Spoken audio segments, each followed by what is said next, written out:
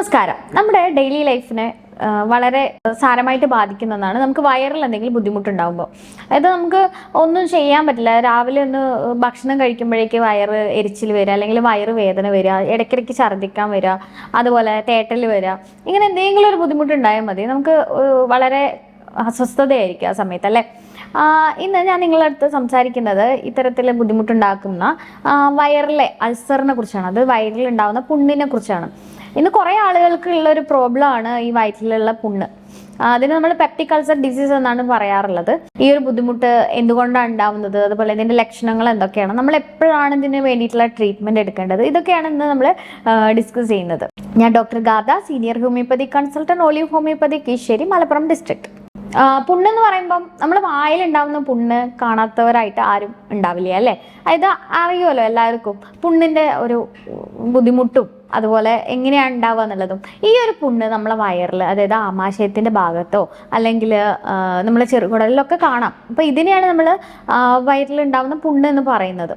നമ്മുടെ ആമാശയത്തിലാവട്ടെ, അന്നനാളത്തിലാവട്ടെ, അല്ലെങ്കിൽ ചെറുകുടലിലാവട്ടെ, ഒരു ഭാഗം എടുക്കുകയാണെന്നുണ്ടെങ്കിലും അത് കുറേ ലെയേഴ്സ് ആയിട്ട് തിരിച്ചിട്ടുണ്ട്. അപ്പൊ ഇതിലൊരു ലെയറാണ് മ്യൂക്കോസ എന്ന് പറയുന്ന ഒരു പാളി. ഈ പാളിയിൽ എന്തെങ്കിലും തരത്തിലുള്ള വിളിച്ച ഉണ്ടാകുമ്പോഴാണ് നമ്മൾ അതിനെയാണ് ഈ അൾസർ എന്ന് പറയുന്നത്. ഇത് ആമാശയത്തിൽ ഉണ്ടാവാം, അല്ലെങ്കിൽ ചെറുകുടലിലൊക്കെ കാണാം. ചെറുകുടലിലെ ആദ്യത്തെ പാർട്ടിലാണ് ഇത് കാണുന്നത്. പിന്നെ അതുപോലെ തന്നെ നമ്മളെ ആമാശയത്തിനകത്ത് ഹൈഡ്രോക്ലോറിക് ആസിഡ് ഉണ്ട്, കുറെ എൻസൈംസ് ഉണ്ട്. ഇതൊക്കെ എന്താ, നമ്മൾ ഡൈജഷന് വേണ്ടി, ദഹനത്തിന് വേണ്ടി ഹെൽപ്പ് ചെയ്യുന്നതാണ്. അപ്പോൾ ഈ ഹൈഡ്രോക്ലോറിക് ആസിഡിനെ ആക്സസ് ചെയ്യാൻ പറ്റുന്ന സ്ഥലങ്ങളിലൊക്കെ നമുക്ക് അൾസർ ഉണ്ടാവും. സാധാരണ വയറിലാണ് ഉണ്ടാവുക. പക്ഷെ ചില സമയത്ത് ചില സാഹചര്യങ്ങളിൽ അത് മുകളിലേക്ക് പോകുമ്പം, അതായത് ഈസോഫാഗസ്, അന്നനാളത്തിന്റെ ആ അടിഭാഗത്തേക്കൊക്കെ അത് പോവും. അങ്ങനെ പോകുമ്പം എന്താ, ആ ഭാഗത്ത് ഉണ്ടാവുന്ന അൾസറിനെയാണ് നമ്മൾ ഈസോഫാഗൽ അൾസർ എന്ന് പറയുന്നത്. പക്ഷെ അത് സാധാരണയായിട്ട് കാണാറില്ല. നമ്മൾ സാധാരണ കൂടുതലായിട്ട് കാണാറുള്ളത് ആമാശയത്തിനകത്തുള്ള അൾസർ, അല്ലെങ്കിൽ ചെറുകുടലിന്റെ ആദ്യത്തെ ഭാഗത്ത് ഉണ്ടാവുന്ന അൾസറാണ്. അത് ഈ ഹൈഡ്രോക്ലോറിക് ആസിഡിന് അവിടെയൊക്കെ ആക്സസ് ചെയ്യാൻ പറ്റുന്ന സ്ഥലങ്ങളിലാണ് കൂടുതലായിട്ട് ഈ അൾസർ ഉണ്ടാവുന്നത്. ഈ അൾസർ എന്ന് പറയുന്നത് രണ്ട് തരത്തിലുണ്ട്. അതായത് നമ്മളെ വയറിൽ കാണുന്ന അൾസറിനെ ഗ്യാസ്ട്രിക് അൾസർ എന്നും, അതുപോലെ നമ്മളെ ഡിയോഡിനത്തിൽ അല്ലെങ്കിൽ ചെറുകുടലിൽ കാണുന്ന അൾസറിനെ നമ്മൾ ഡിയോഡിനൽ അൾസർ എന്നാണ് പറയുന്നത്. സാധാരണ ഡിയോഡിനൽ അൾസറാണ് കൂടുതലായിട്ട് കാണുന്നത്. അത് ഈ ഓ പോസിറ്റീവ് ബ്ലഡ് ഗ്രൂപ്പുകാർക്കൊക്കെ കൂടുതലായിട്ട് ഈ ഡിയോഡിനൽ അൾസർ കാണാറുണ്ട് എന്ന് സ്റ്റഡീസിൽ പറഞ്ഞിട്ടുണ്ട്. നേരത്തെ പറഞ്ഞല്ലോ, രണ്ട് തരത്തിലുള്ള അൾസറുകൾ ഉണ്ട്. ഡിയോഡിനൽ അൾസർ ആണ് കൂടുതലായിട്ട് കാണുന്നത്. ഒരു 30-40 വയസ്സിന്റെ ഇടയിലുള്ള മെയിൽസിനാണ്, പുരുഷന്മാരിലാണ് ഇത് കൂടുതലായിട്ട് കാണാറുള്ളത്. ഒരു ലക്ഷണം എന്താന്ന് വെച്ചാൽ, ഇവര് ഭക്ഷണം കഴിച്ച് 2-3 മണിക്കൂറിന് ശേഷമാണ് ഇവർക്ക് വയറുവേദന വരിക. പിന്നെ രാത്രിയിലൊക്കെ വേദന കൂടാനുള്ളൊരു ചാൻസ് ഉണ്ട്.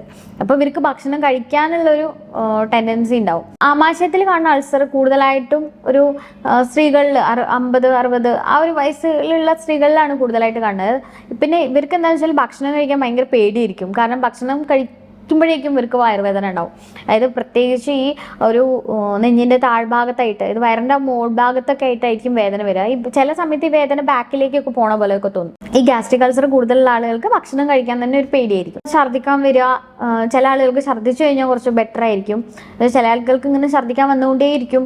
വയറിനൊരു കനം തോന്നുക, വയറ് വീർത്തിരിക്കുന്ന പോലെ തോന്നുക, അതുപോലെ ഭയങ്കരമായിട്ടുള്ള എരിച്ചില്, ഇങ്ങനെ പല അസ്വസ്ഥതകളും ഉണ്ടാവാറുണ്ട്. ഇനി നമ്മൾ ശ്രദ്ധിക്കേണ്ടത് എപ്പോഴാന്ന് വെച്ചാൽ, നമുക്ക് ഭയങ്കരമായിട്ടുള്ള ക്ഷീണം വരിക, തളർച്ച തോന്നുക, പിന്നെ അതുപോലെ ബ്ലീഡിങ് ഉണ്ടാവുക. ചില ആളുകൾക്ക് വയറ്റിൽ നിന്ന് പോകുന്നതിൻ്റെ കൂടെയോ അല്ലെങ്കിൽ ഛർദ്ദലിൻ്റെ കൂടെയൊക്കെ ബ്ലീഡിങ് നോട്ട് ചെയ്യുന്നുണ്ടെന്നുണ്ടെങ്കിൽ നമ്മൾ തീർച്ചയായിട്ടും ഇത് ശ്രദ്ധിക്കണം. പിന്നെ നമ്മൾ കൂടുതലായിട്ട് നമ്മൾ ഭക്ഷണം കഴിക്കാൻ തീരെ പറ്റാണ്ട് വരിക, അതുപോലെ വെയിറ്റ് വളരെ കുറഞ്ഞു വരിക, അങ്ങനെയൊക്കെ ഉള്ള കണ്ടീഷനിലൊക്കെ വരികയാണെന്നുണ്ടെങ്കിൽ നമ്മൾ തീർച്ചയായിട്ടും ഇതിന് ട്രീറ്റ്മെൻറ്റ് എടുക്കേണ്ടതാണ്. ഒരു ഡോക്ടറെ നിങ്ങൾ കാണേണ്ടതാണ്. ഇനി നമുക്ക് ഇത് എന്തുകൊണ്ടാണ് ഉണ്ടാവുന്നത്, ഇതിന്റെ കാരണങ്ങളെ കുറിച്ചൊന്ന് നോക്കാം. മെയിനായിട്ട്, അതായത് ഏകദേശം 60% ഈ ഒരു പുണ്ണുണ്ടാവാനുള്ള ഒരു കാരണം എന്ന് പറയുന്നത്, വൈറൽ അൾസർ ഉണ്ടാവാനുള്ള കാരണം എന്ന് പറയുന്നത് എച്ച് പൈലോറി ബാക്ടീരിയൽ ഇൻഫെക്ഷൻ കാരണമാണ്. അത് നമ്മളെ രോഗപ്രതിരോധ ശേഷിയൊക്കെ കുറയുക, അല്ലെങ്കിൽ വേറെ പല കാരണങ്ങളുണ്ട്. ഈ ബാക്ടീരിയൽ ഇൻഫെക്ഷൻ ഉണ്ടാവുന്നത് വഴി നമുക്ക് ഇങ്ങനെ അൾസർ ഉണ്ടാവാനുള്ള ഒരു ടെൻഡൻസി ഉണ്ട്. പിന്നെ മറ്റൊന്ന് പറയുന്നത് നമ്മുടെ തെറ്റായിട്ടുള്ള ഒരു ലൈഫ് സ്റ്റൈലാണ്. അതിൽ മെയിനായിട്ട് വരുന്നത് മെഡിക്കേഷൻസ്. അതായത് നമ്മൾ കൂടുതലായിട്ട് ഇപ്പോൾ ആൻറ്റിബയോട്ടിക്സ് ഒക്കെ ഡിപ്പെൻഡ് ചെയ്യുന്ന കാലമാണ്, അല്ലേ? അപ്പോൾ എന്താ, നമ്മൾ ഒരു ഡോക്ടറുടെ പ്രിസ്ക്രിപ്ഷൻ ഇല്ലാതെ തന്നെ നേരിട്ട് പോയിട്ട് ആൻറ്റിബയോട്ടിക് വാങ്ങി കഴിക്കുക, അതുപോലെ മറ്റ് പല അസുഖങ്ങൾക്ക് വേണ്ടി സ്ഥിരമായിട്ട് മരുന്ന് കഴിക്കുന്ന ആളുകളിൽ, ഇങ്ങനെയുള്ള ആളുകളിലും ഈ ഒരു ബുദ്ധിമുട്ടുണ്ടാവാറുണ്ട്. അതുപോലെ തന്നെയാണ് ഉറക്കം കറക്റ്റ് അല്ലാതിരിക്കുക, വെള്ളം കുടിക്കാത്ത ആളുകളിൽ, മാനസികമായിട്ട് സ്ട്രെസ്സ് കൂടുതലുള്ള ആളുകൾക്ക്, ഈ മാനസികമായിട്ട് സ്ട്രെസ് ഉണ്ടാവുമ്പോൾ നമുക്ക് ഈ സ്ട്രെസ് ഹോർമോൺസ് ഒക്കെ കാരണം വയറിനെ അത് ബാധിച്ചിട്ട് വയറിനും ഇങ്ങനെ അൾസറൊക്കെ ഉണ്ടാവാനുള്ളൊരു ടെൻഡൻസി കാണിക്കാറുണ്ട്. പിന്നെ നമ്മൾ ഓവറായിട്ടുള്ള ഈ സ്പൈസസ്, മസാല, കഫീൻ അടങ്ങിയിട്ടുള്ള ഭക്ഷണ പദാർത്ഥങ്ങളൊക്കെയാണ് മറ്റുള്ള ഒരു കാരണം എന്ന് പറയുന്നത്. ഇനി നമുക്ക് അൾസർ ഉണ്ടോ എന്നുള്ളത് എങ്ങനെ ഇൻവെസ്റ്റിഗേറ്റ് ചെയ്യാം, അതായത് എങ്ങനെ കണ്ടുപിടിക്കാം, അത് നമുക്ക് എൻഡോസ്കോപ്പി ചെയ്താൽ നമുക്ക് അറിയാൻ സാധിക്കും. നമുക്ക് അൾസർ ഉണ്ടോ ഇല്ലേ അറിയാൻ സാധിക്കും. പിന്നെ വേറെ കുറേ ടെസ്റ്റുകളൊക്കെ ഉണ്ട്, ബാരിയം സോളോ എന്നൊക്കെ പറഞ്ഞിട്ടുള്ള ടെസ്റ്റ് ഉണ്ട്. അതൊക്കെ ഓരോ ആളുകളുടെ ലക്ഷണങ്ങൾ, ബുദ്ധിമുട്ടുകൾക്ക് അനുസരിച്ചാണ് നമ്മൾ ടെസ്റ്റുകളൊക്കെ പറയാറുള്ളത്. ഈ അൾസർ ഡീപ്പായി കഴിഞ്ഞാൽ, അതായത് നമ്മൾ തീരെ ശ്രദ്ധിക്കാതെ ഇങ്ങനെ തന്നെ പോയി കഴിഞ്ഞാൽ, അൾസർ കുറച്ച് കൂടി ആഴത്തിലേക്ക് ഇറങ്ങി കഴിഞ്ഞു കഴിഞ്ഞാൽ നമുക്ക് ഇന്റേണൽ ബ്ലീഡിംഗ് ഒക്കെ വരാനുള്ളൊരു ചാൻസ് ഉണ്ട്. പിന്നെ നമ്മൾ ഇതെങ്ങനെ ഇനി കൺട്രോൾ ചെയ്യാം, അല്ലെങ്കിൽ ഇത് വരാതിരിക്കാൻ വേണ്ടിയിട്ട് നമ്മൾ എന്തൊക്കെ ശ്രദ്ധിക്കണം എന്നാണ് പറയുന്നത്. അതിൽ തന്നെ നമുക്ക് ലോജിക്കലായിട്ട് ഒന്ന് ചിന്തിക്കാം. നമ്മുടെ സ്കിന്നിൽ എന്തെങ്കിലും ഒരു തരത്തിലുള്ള മുറിവ് ഉണ്ടാവുകയാണെന്ന് വിചാരിച്ചോളൂ. അങ്ങനെ മുറിവുണ്ടെങ്കിൽ നമുക്ക് അതിനെ ഇറിറ്റേറ്റ് ചെയ്ത് കഴിഞ്ഞാൽ, അതായത് അതിന് വീണ്ടും വീണ്ടും നമ്മൾ തീരെ ശ്രദ്ധിക്കാണ്ട് കഴിഞ്ഞാൽ, നല്ല ആഴത്തിലുള്ള മുറിവൊക്കെ ആണെന്നുണ്ടെങ്കിൽ ശ്രദ്ധിക്കാണ്ട് കഴിഞ്ഞ് കഴിഞ്ഞാൽ അത് പിന്നെ പഴുക്കാനുള്ള ചാൻസും ഒക്കെ ഉണ്ടല്ലേ. അപ്പോൾ ഇതുപോലെ തന്നെയാണ് നമ്മളെ വയറിൻ്റെ ഒരു ഭാഗത്ത് അല്ലെങ്കിൽ എവിടെയെങ്കിലും അൾസർ ഉണ്ടാകുമ്പോൾ, അതുപോലെ ഒരു മുറി ഉണ്ടാകുമ്പോൾ, ഇതൊരു മുറിയാണ്. അപ്പോൾ ഈ മുറിയെ നമ്മൾ വീണ്ടും വീണ്ടും ഇറിറ്റേറ്റ് ചെയ്തിട്ട് ബുദ്ധിമുട്ടിക്കരുത്. അത് നമ്മൾ ഉണങ്ങാനുള്ളൊരു അവകാശം കൊടുക്കണം.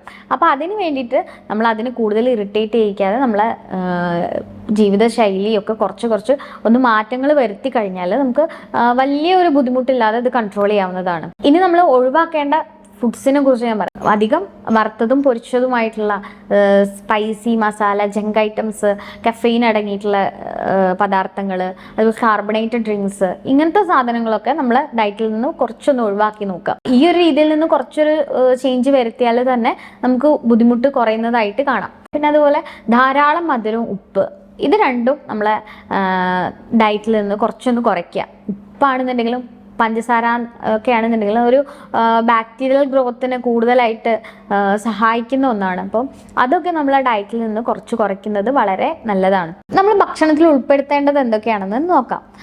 ധാരാളം വെള്ളം കുടിക്കുക. ഒരു 3 ലിറ്റർ വെള്ളമെങ്കിലും ഒരു ദിവസം കുടിക്കണം. അതോടൊപ്പം തന്നെ പഴങ്ങൾ, പച്ചക്കറികൾ, വേവിച്ച പച്ചക്കറികൾ കഴിക്കുക. പഴങ്ങൾ കഴിക്കുകയാണെന്നുണ്ടെങ്കിൽ തന്നെ ജ്യൂസ് ആക്കുന്നതിന് പകരമായിട്ട് നിങ്ങൾക്ക് ഫ്രൂട്ട്സ് ആയിട്ട് തന്നെ കഴിക്കാവുന്നതാണ്. അപ്പോൾ അതിൻ്റെ ആ ഒരു ബെനിഫിറ്റ്സ് ഒക്കെ നിങ്ങൾക്ക് കൂടുതൽ കിട്ടുക ഫ്രൂട്ട്സ് ആയിട്ട് തന്നെ കഴിക്കുമ്പോഴാണ്. ഇനി ജ്യൂസ് ആക്കുകയാണെന്നുണ്ടെങ്കിൽ കൂടുതൽ പഞ്ചസാര ആഡ് ചെയ്യാതെ, അതുപോലെ തന്നെ അത് അരിച്ചെടുക്കാതെ അത് അങ്ങനെ കുടിക്കുന്നതാണ് കുറച്ചും കൂടി നല്ലത്. പിന്നെ അതുപോലെ തന്നെ അധികം പുളിയില്ലാത്ത തൈര്, ഇതും നമുക്ക് വയറിന് കുറച്ച് നല്ലതാണ്. വയറിൻ്റെ ഈ അൾസറൊക്കെ കുറയ്ക്കാൻ ഇത് ഹെൽപ്പ് ചെയ്യും.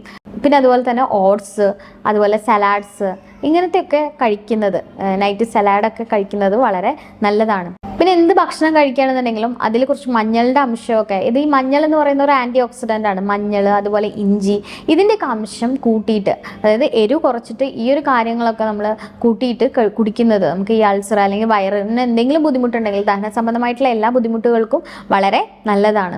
ഇനി ഇതോടൊപ്പം തന്നെ പ്രോപ്പറായിട്ടുള്ള ഉറക്കം, അതായത് നല്ല ഉറക്കം, ഒരു 8 മണിക്കൂർ ഉറങ്ങാൻ പറ്റുന്നുണ്ടെങ്കിൽ അത് വളരെ നല്ലതാണ്. അതുപോലെ തന്നെ നമുക്ക് എന്തെങ്കിലും മാനസികമായിട്ടുള്ള സംഘർഷങ്ങൾ ഉണ്ടെന്നുണ്ടെങ്കിൽ, വല്ല സ്ട്രെസ്, ആൻസൈറ്റി, അങ്ങനത്തെ ഒക്കെ ഒരു ബുദ്ധിമുട്ടുകളുണ്ട് എന്നുണ്ടെങ്കിൽ നമ്മൾ അതിന് വേണ്ടിയിട്ടുള്ള ട്രീറ്റ്മെൻറ്റ് വേണമെന്നുണ്ടെങ്കിൽ അതിന് വേണ്ടിയിട്ട് ട്രീറ്റ്മെൻറ്റ് എടുക്കുക. അല്ലെങ്കിൽ മെഡിറ്റേഷൻസ് അങ്ങനെ എന്തെങ്കിലുമൊക്കെ ചെയ്യുന്നത് കുറച്ച് നല്ലതാണ്. അതുപോലെ തന്നെ ഭക്ഷണം കഴിക്കുന്നത് റെഗുലറായിട്ട് ഓരോ ടൈമിനൊക്കെ കഴിക്കാൻ നിങ്ങൾ ശ്രമിക്കുക. ഇങ്ങനെയൊക്കെ ഉള്ള ഓരോ കാര്യങ്ങൾ നിങ്ങൾ ശ്രദ്ധിക്കുകയാണെന്നുണ്ടെങ്കിൽ നമുക്ക് ഇങ്ങനെ വന്നിട്ടുള്ളവരിൽ, അതായത് ഈ അൾസർ ഉള്ള ആളുകൾക്ക് അത് കുറയാനും സഹായിക്കും. അതുപോലെ ഇത് വരാതിരിക്കാനും വളരെ നല്ലതാണ്. ഇനി ഇതിൻ്റെ ട്രീറ്റ്മെൻറ്റ് വൈസ് വരികയാണെന്നുണ്ടെങ്കിൽ നമ്മൾ ഹോമിയോപ്പതിയിൽ ഇതിനെതിരായിട്ട് ഫലപ്രദമായിട്ടുള്ള പാർശ്വഫലരഹിതമായിട്ടുള്ള ചികിത്സാ രീതി ലഭ്യമാണ്. അതായത് എന്ത് തരത്തിലുള്ള ദഹന സംബന്ധമായിട്ടുള്ള ബുദ്ധിമുട്ട്, അതുപോലെ അൾസർ ആവട്ടെ, ഈ വയറിലുണ്ടാകുന്ന ബുദ്ധിമുട്ടിനൊക്കെ ഹോമിയോപ്പതിയിൽ നിരവധി മെഡിസിൻസ്, ഓരോ രോഗികൾക്ക് ഓരോ കാരണമായിരിക്കാം ഈ ഒരു അസുഖങ്ങളൊക്കെ വരാനുള്ള. അപ്പോൾ ആ ഒരു കാരണങ്ങളൊക്കെ കണ്ടെത്തിയിട്ടുള്ള ഒരു ചികിത്സാ രീതിയാണ് നമ്മൾ ഹോമിയോപ്പതിയിൽ ഇതിനെതിരായിട്ടുള്ളത്. നമുക്ക് നെക്സ്വോമിക്ക, അതുപോലെ പൾസറ്റില, ഫോസ്ഫറസ്, അങ്ങനെ ഓരോ ലക്ഷണങ്ങൾക്കനുസരിച്ചുള്ള ട്രീറ്റ്മെൻറ്റ് അവൈലബിൾ ആണ്. ഇനി നിങ്ങൾക്ക് ഈ ഒരു ടോപ്പിക്കുമായിട്ട് എന്തെങ്കിലും സംശയങ്ങളോ ബുദ്ധിമുട്ടുകളോ ഒക്കെ ഉണ്ടെങ്കിൽ തീർച്ചയായിട്ടും എൻ്റെ വാട്സപ്പ് നമ്പറിലേക്ക് കോൺടാക്ട് ചെയ്യാവുന്നതാണ്. നിങ്ങൾക്ക് റിപ്ലൈ തരുന്നതാണ്. Thank you.